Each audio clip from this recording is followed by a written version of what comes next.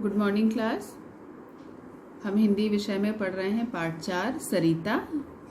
उसमें हमने प्रश्न नंबर 2 तक कर लिया था कल। आज हम प्रश्न नंबर 3 सोच विचार बताइए इसको करेंगे और साथ ही प्रश्न नंबर 4 भी करेंगे। तो प्रश्न नंबर 3 सोच विचार बताइए, क्या कारण है नदियों का जल उद्गम स्थल पर शुद्ध होता है और आगे चलकर प्रदूषित हो जाता है।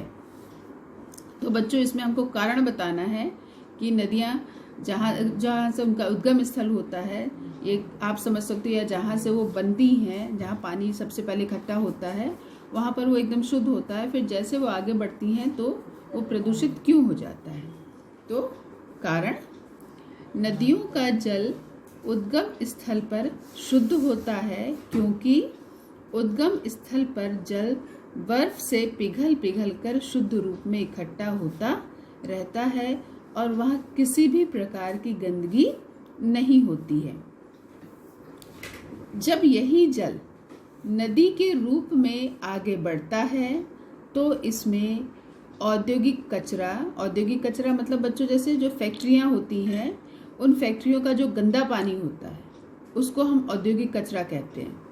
सीवर का पानी, नालों का पानी इत्यादि मिलकर इसको प्रदूषित करता है। इस प्रकार नदियों का जल उद्गम स्थल पर तो शुद्ध होता है और आगे चलकर प्रदूषित हो जाता है। तो बच्चों आप ये कारण समझ गए होंगे कि नदियों का जल जो है वो उद्गम स्थल पर शुद्ध होता है और आगे चलकर प्रदूषित क्यों हो जाता है। अब इसके बाद प्रश्न नंबर 4 भाषा के रंग।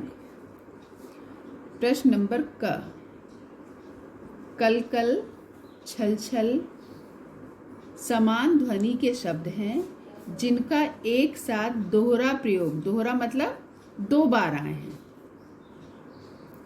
एक साथ, वो अलग अलग नहीं, एक साथ आए हैं। ये आपकी कविता में है, इस तरह के शब्द आप देख सकते हैं अपनी कविता में जहाँ आपने उसको लिखा है। दोहरा प्रयोग हुआ है। कविता में आए इस प्रकार के अन्य शब्द लिखिए। तो जिस तरह से कल कल छल छल है, इसी प्रकार के अन्य शब्द भी हैं जो कविता में आए हैं, उनको हमको लिखना है। तो ये देखिए मैंने यहाँ पर इनको लिखा है।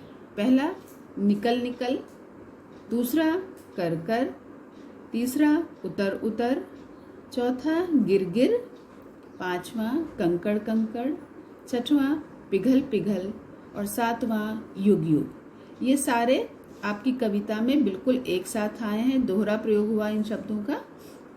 तो इस प्रकार से बच्चों ये आपको प्रश्न नंबर 3 और प्रश्न नंबर 4 का आपको आज कराया है। इसको आप अपनी कॉपी में करिए और साथ साथ याद भी करते चलिए।